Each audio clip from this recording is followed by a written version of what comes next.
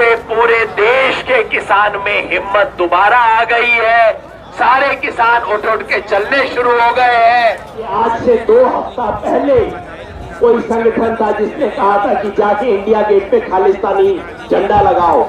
हमने press conference करके कहा था ये लोग किसानों के दुश्मन हैं, इनके साथ हमें नहीं रहना। हमने नहीं करवाया, लेकिन फिर भी हमने। दोस्तों नमस्कार। दोस्तों, एक तरफ खेती से जुड़े 3 कानून और दूसरी तरफ किसान का दर्द। बीते 65 दिनों का सच ये है, क्योंकि हम गाजीपुर में मौजूद हैं, इतनी बड़ी तादाद में किसानों की मौजूदगी बीते 65 दिनों में क्यों नहीं थी। और बीते 24 घंटों से, या कहें 24 घंटे का वक्त भी नहीं हुआ है, रात के 11 बजे के बाद से यहां पर तादाद बढ़ने की शुरुआत होती है। यानी बीते 12, 15, 18 घंटों के भीतर में जितनी बड़ी तादाद में पश्चिमी उत्तर प्रदेश से किसानों की मौजूदगी, और इतना ही नहीं बल्कि हरियाणा के भी कुछ किसान यहां पर पहुंच जाते हैं, यह संकेत किस बात का देता है। और शायद ये बेचैनी राजनीतिक सत्ता के दिलों में भी होगी, क्योंकि आज पार्लियामेंट के बाद जब गृह मंत्री अमित शाह इस देश के रक्षा मंत्री राजनाथ सिंह के साथ बातचीत कर रहे थे, और उसमें बीजेपी के अध्यक्ष जेपी नड्डा भी मौजूद थे और बीएल संतोष भी मौजूद थे, और इसके अलावे तकरीबन 3 बैठकें आज जब पार्लियामेंट के अलग अलग कमरों में हो रही थी, तो बेचैनी किस बात को लेकर थी। बेचैनी इस बात को लेकर नहीं थी कि दरअसल सरकार ने कृषि सुधार कर दिए हैं और किसान इसे समझने को तैयार नहीं है, जिसका जिक्र आज राष्ट्रपति ने अपने अभिभाषण में भी कर दिया है। दरअसल उस बात की बेचैनी थी जो यहां पर नजर आ रहा है। ये दरअसल किसान के साथ किसानों के जुड़ने का एक सच है। और भारत के भीतर में अगर आप ध्यान दीजिए, आजादी के बाद से हिंदुस्तान के चुनाव में जातियों के आधार पर लोगों को बांटा गया, धर्म के आधार पर लोगों को बांटा गया, अलग अलग तबकों में लोगों को बांटा गया। लेकिन जैसे ही किसान समुदाय का जिक्र होगा या फिर किसान मजदूर का जिक्र होगा, तो उसके जिंदगी के सरोकार, उसकी अपनी जीवन पूंजी जो होती है जिसमें वह रोजगार करता है, खेत के किसान मजदूर के तौर पर भी काम करता है। और अगर सरकारी आंकड़ों को आप देखना शुरू कीजिएगा तो एक सच निकलकर आपके सामने आएगा। इस देश के भीतर में किसान की आय कमोवेश मजदूरी से ज्यादा बढ़ी है, खास तौर से छोटे और सीमांत किसान की। और यही वो दर्द है जिस दर्द को कल रात टिकैत के आंसुओं के जरिए पूरे पश्चिमी उत्तर प्रदेश में अगर सुनाई दिया, तो वहां पर आज जब मुजफ्फरनगर की खाप हो रही थी, तो वहां पर हजारों हजार की तादाद में क्यों किसान पहुंचे थे।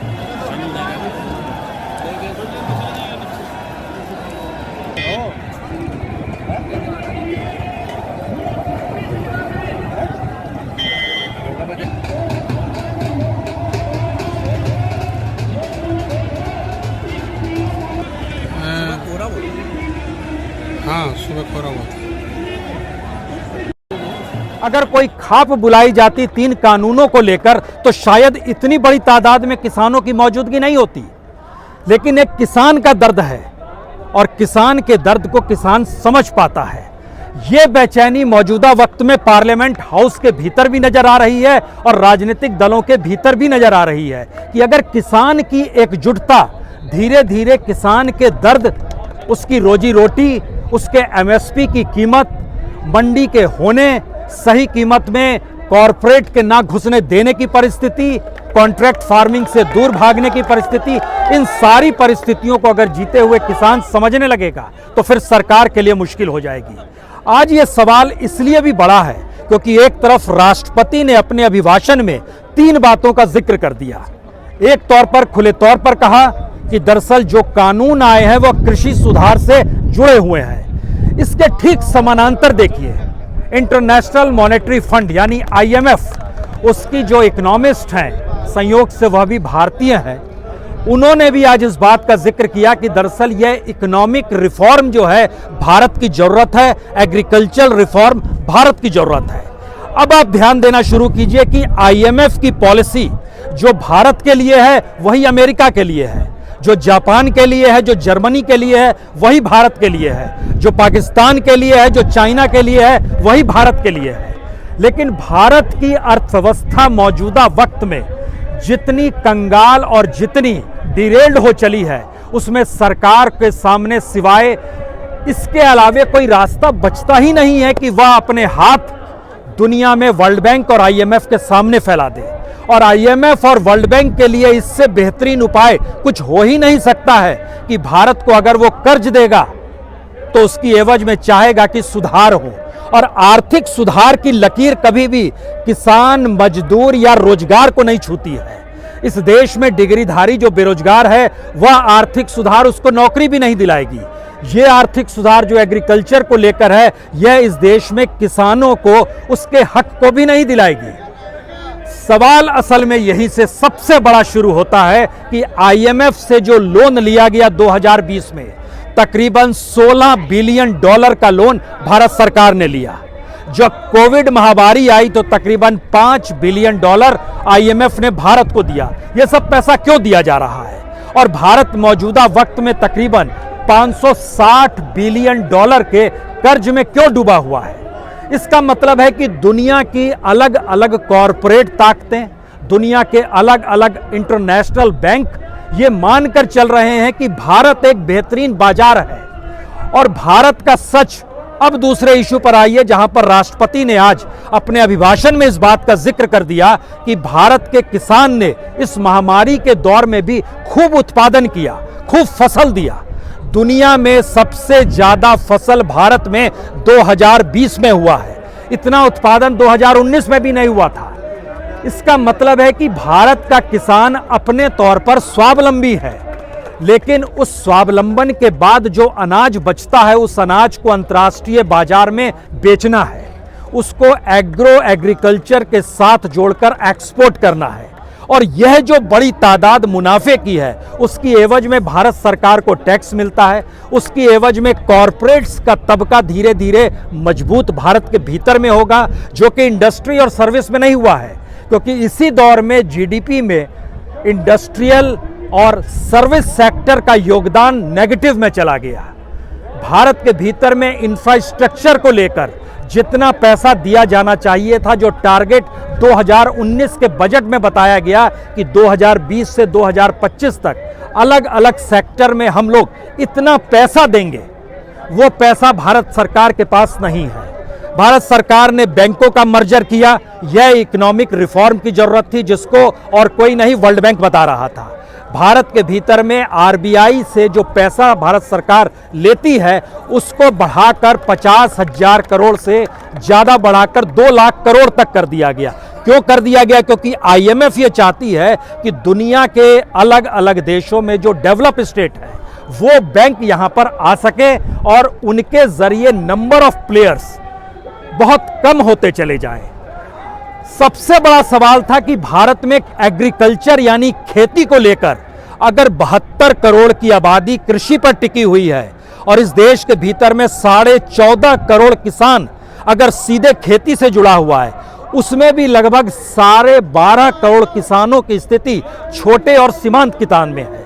छोटे और सीमांत किसान का मतलब है 1 हेक्टेयर की जमीन भी इन किसानों के पास नहीं है। 12.5 करोड़ की तादाद में भारत में ऐसे किसान हैं, यानी जर्मनी की जनसंख्या उसमें समा जाए, जापान उसमें समा जाए, ब्रिटेन उसमें समा जाए। इतनी बड़ी तादाद में छोटे और सीमांत किसान हैं भारत के भीतर में। यहां से सवाल होता है कि किसान की बात को ना तो बजट में रखा जाता है, ना किसान की बात को पॉलिसी के तहत लाया जा सकता है। पार्लियामेंट के भीतर जब कानून भी बना तो किसी किसान ऑर्गेनाइजेशन से कोई बातचीत नहीं होती है। इस देश के भीतर में जो रिप्रेजेंटेटिव्स हैं, सांसद जो हैं, जो संसद में भी पहुंचते हैं, वह भी अपनी बातों को किसान के हक के साथ जोड़कर नहीं रख पाए। इस दौर का यह सच है। इसके आगे का सवाल सबसे बड़ा फिर शुरू होता है कि तो क्या इस देश के भीतर में एग्रीकल्चर यानी खेती को जानबूझकर चंद हथेलियों में सिमटाने की कोशिश हो रही है? इसके 3 रास्ते बहुत साफ नजर आते हैं, क्योंकि बार बार जब आप इस पीछे में इतनी बड़ी तादाद में गाजीपुर के बॉर्डर पर किसानों को देखते हैं तो इन किसानों का दर्द शायद उनके भीतर जब झांकिएगा तो उनके भीतर 2-3 शब्द ही नजर आएंगे। एक, अडानी और अंबानी क्यों घुस गए हैं? दूसरा, मोदी सरकार किसान की विरोधी क्यों हो गई है? तीसरा, हमारी जितनी खेती में लागत लगती है उतना पैसा भी क्यों नहीं मिल पाता है? ये 3 सवाल हर किसान के जहन में है। कानून कैसा भी बना लीजिए, किसान को इसकी बेचैनी नहीं रहती है। लेकिन किसान अगर सीधे तौर पर इस बात को अगर समझ गया है कि आने वाले वक्त में उसकी जमीन उसकी नहीं रहेगी, वह अपनी जमीन पर मजदूर हो जाएगा।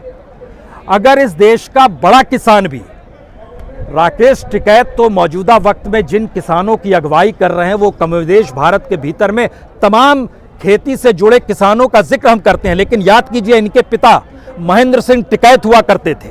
1988-89 में जब उन्होंने दिल्ली के बोट क्लब पे आंदोलन शुरू किया था, तब एक बात आई थी, वो बड़े किसानों को तो रिप्रेजेंट कहीं नहीं कर रहे हैं। और इस सवाल ने भारत के किसान आंदोलन को लेकर कई तरीके से मथना शुरू किया। और ध्यान दीजिए, तो पहली बार पंजाब का किसान जब निकल कर आया तो वो बड़ा किसान था, उसके पास ज्यादा जमीन थी, उसकी आय ज्यादा थी। इसीलिए अब संकट ये है कि अगर राकेश टिकैत के आंसू और उसके ऐलान के बाद इतनी बड़ी तादाद में किसान जुड़ने लगे हैं, तो इस देश के भीतर में धीरे धीरे, चाहे वो बिहार हो, चाहे झारखंड हो, चाहे उड़ीसा हो, चाहे बंगाल हो, चाहे मध्य प्रदेश हो, चाहे वो राजस्थान हो, ध्यान दीजिए इन तमाम जगहों पर किसानों की जो प्रति महीने की आय है, जिन राज्यों का हमने नाम लिया, वह 5,500 रुपए महीने से ज्यादा की नहीं है। यानी इस देश में मनरेगा का मजदूर से भी बुरी हालत किसानों की हो गई है क्या? इस देश के भीतर में जो क्लर्क होता है उसको भी लगातार आय उसकी बढ़ोतरी होती चली जाती है। पार्लियामेंट के भीतर ही बैठे सांसदों की जो पैसे मिलते हैं उन्हें, जो उनके साथ जो सुविधाएं जुड़ी हुई है, उसमें 180% की बढ़ोतरी बीते 6 बरस में हो गई। लेकिन किसानों की आय की बढ़ोतरी लगभग 2 से 2.5%। कल्पना कर पा रहे हैं कि इस देश में नेता की आय बढ़ती चली जाती है, नौकरशाह की आय बढ़ती चली जाती है। यानी कोई भी किसी भी रोजगार से जुड़ जाए और इस सरकार के लिए काम करने लगे तो उसकी आय बढ़ती चली जाएगी। और संयोग से उस कतार में मीडिया भी आकर अगर खड़ा हो गया, क्योंकि एडवर्टाइजमेंट्स मीडिया के पास जो आ रहे थे, यह 2014 से लेकर 2020 का आंकड़ा जब आप देखेंगे तो आपको जानकर हैरत होगी कि इस देश के भीतर में यह पहली सरकार है जिसने प्रचार पे इतना खर्चा किया और इस हद तक खर्चा किया कि जो भी प्रचार ऑर्गेनाइजेशन से जुड़ा रहा उसका नेटवर्थ लगातार बढ़ता चला गया। इससे बड़ी त्रासदी क्या हो सकती है कि जिस कोविड बीमारी के दौर में भारत के भीतर में तकरीबन 6.5 करोड़ लोगों की नौकरियां चली गई। अनऑर्गेनाइज सेक्टर को अगर समाहित कर लीजिएगा तो लगभग 38 करोड़ लोगों के सामने संकट था कि आगे रोजगार कैसे होगा। लेकिन उसी दौर में भारत के 10 बड़े कॉरपोरेट के नेटवर्थ में तकरीबन 35% की बढ़ोतरी हो गई। यह कौन सी इकोनॉमी है? और इस इकोनॉमी को अगर राजनीतिक तौर पर 3 कानूनों ने एक नए तरीके से परिस्थितियों को जगा दिया है, तो फिर उसकी पहचान शायद यहाँ के किसानों की मौजूदगी से समझा जा सकता है। क्योंकि पश्चिमी उत्तर प्रदेश में ज़्यादातर गन्ना किसान है। गन्ना किसानों को मिल में जाना पड़ता है। मिलों को सरकार अपने तौर पर सब्सिडी भी देती है और रियायत भी देती है और बड़ी तादाद में मिलों को पैसा भी देती है। मिल मालिकों की रहनुमाई पर गन्ना किसान जीवित रहता है। गन्ना किसान अपने तौर पर उसको एक पर्ची दे दी जाती है, उस पर्ची की वसूली कब पैसा कब मिलेगा, यह भी एक साइकिल है। इसका मतलब बहुत साफ है कि इस देश में हर इकोनॉमी ने इंडस्ट्री को डेवलप किया, इकोनॉमी ने सर्विस सेक्टर को डेवलप किया, लेकिन इकोनॉमी ने एग्रीकल्चर को डेवलप नहीं किया। एग्रीकल्चर को डेवलप करने के लिए उसे कॉरपोरेट की जरूरत पड़ी। कॉरपोरेट की जरूरत वर्ल्ड बैंक और IMF को इसलिए है क्योंकि वो भारत के भीतर में जब आएगा तो उसको चाहिए कि जो पैसे वाले लोग हैं, अगर उनके पास बड़ी तादाद में जमीन पर कब्जा करने की ताकत है तो वह उनसे सीधे सौदा कर सकता है कि आने वाले वक्त में दुनिया में किस फसल की जरूरत है और आप इसी फसल को उपजाएं। यानी जो कॉन्ट्रैक्ट फार्मिंग का जिक्र है वह सीधे सीधे उससे जुड़ा हुआ है। इसीलिए अब सवाल यह नहीं है कि यहाँ पर जिस रूप में आंदोलन हो रहा है या फिर सिंधु बॉर्डर में जिस तरीके से आंदोलन के समानांतर आंदोलन को तोड़ने के लिए स्थानीय लोगों को जोड़कर यह कहा जा रहा है कि आप आंदोलन का यहाँ से तंबू हटा लीजिए, हमको दिक्कत परेशानी हो रही है। या फिर टिकरी बॉर्डर देखिएगा या शाहजहांपुर बॉर्डर देखिएगा, वहाँ के जो सांसद हैं, वहाँ के जो बीजेपी के विधायक हैं, मान लीजिए उन्होंने अपने कैडर को जमा कर लिया। समाज के भीतर एक टकराव भी राजनीति लगातार पैदा करना चाहती है। और यहां पर क्या हुआ था कल या परसों क्या हुआ था? परसों रात में यहां पर 26 जनवरी की रात को यहां पर बिजली और पानी काट लिया गया। दुनिया के किसी भी आंदोलन में जिसमें उस देश की सुप्रीम कोर्ट ने मान्यता दे दी हो कि आप विरोध प्रदर्शन कर सकते हैं, वह लीगल है, वो ह्यूमन राइट के एस्पेक्ट में आता है। लेकिन दूसरी तरफ ह्यूमन राइट का वायलेशन करते हुए स्टेट अगर बिजली पानी काट लेती है तो ये क्या मतलब है इसका? इसका मतलब है कि जनता के साथ पॉलिटिशियंस के और नेताओं के और सत्ता के सरोकार खत्म हो चले हैं।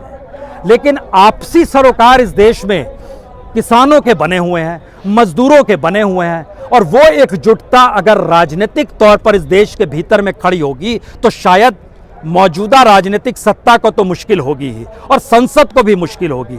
आज 19 राजनीतिक दलों ने पार्लियामेंट का बहिष्कार यूं ही नहीं किया, उसके पीछे किसानों की ताकत थी। जो किसान बार बार कह रहे थे हमारी बात इस पार्लियामेंट में नहीं सुनी जाती है, यहां से जो कानून बनाया जाता है वो हमारे अनुकूल नहीं होता है। इसमें गलत क्या था? क्योंकि ये तो पूरे देश ने देखा था। हम लोगों ने उसकी रिपोर्ट फाइल की थी कि राज्यसभा में किस तरीके से उस समय डिप्टी स्पीकर की मौजूदगी में ध्वनि मत से कानून पास करा दिया गया। ये कोई छुपा हुआ सच तो है नहीं, ये सारी चीजें क्लियर है।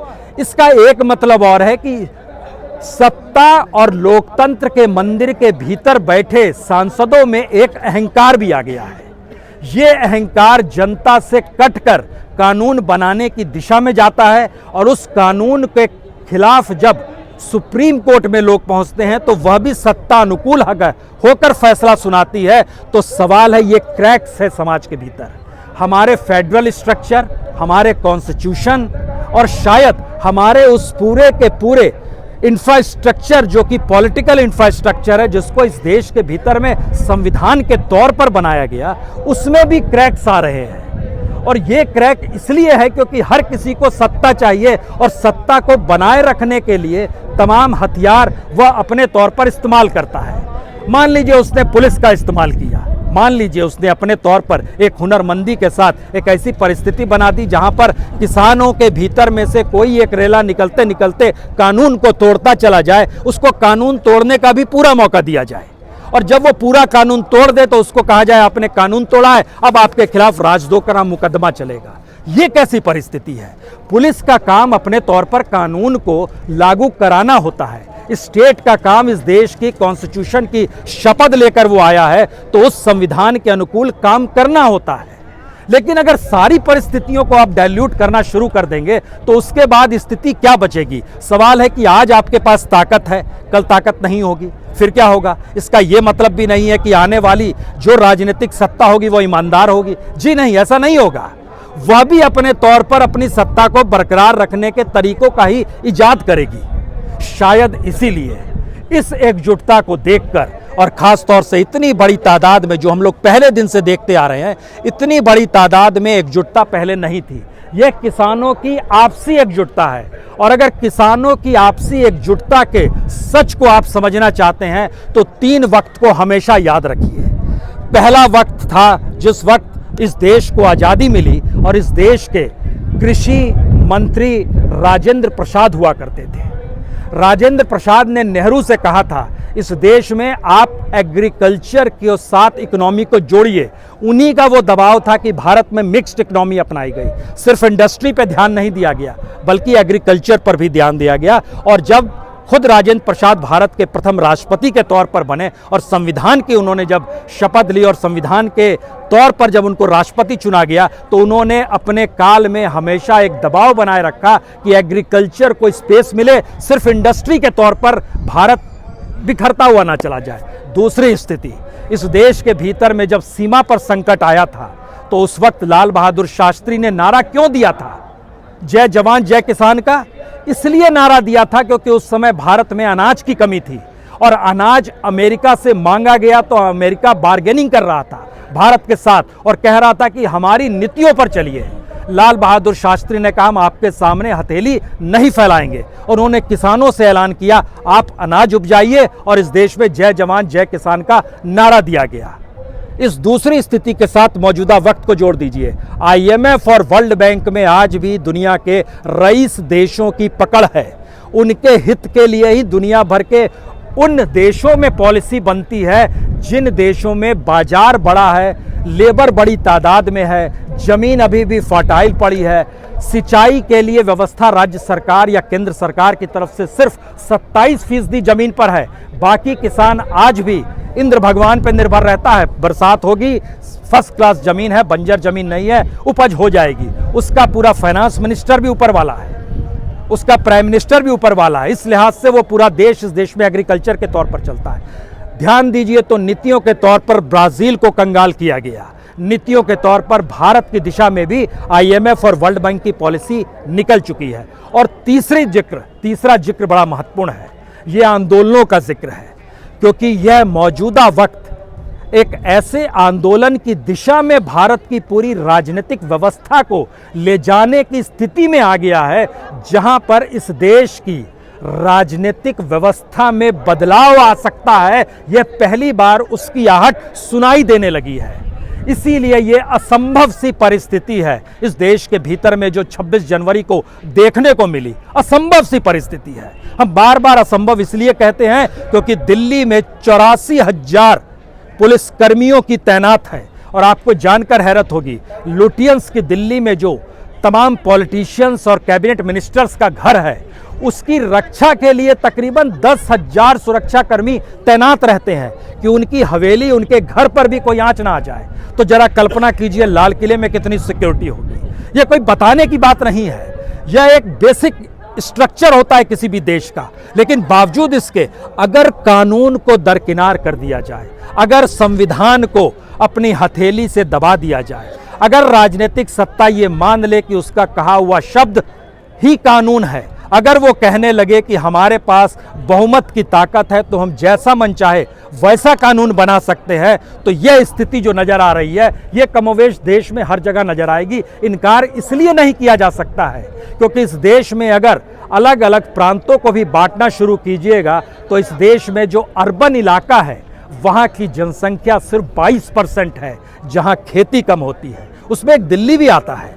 लेकिन देश के तमाम प्रांतों में जब घूमिएगा तो इस देश के भीतर में लगभग 70% आबादी सीधे सीधे खेती इकोनॉमी से जुड़ी हुई है। आंच उस पर आ रही है। सरकार समझ जाए तो ठीक है, अन्यथा नारे लग ही रहे हैं और आने वाले वक्त में शायद सड़क ही संसद को भी राह दिखाएगा और इस देश की सियासत को भी राह दिखाएगा। बहुत बहुत शुक्रिया, बहुत बहुत शुक्रिया।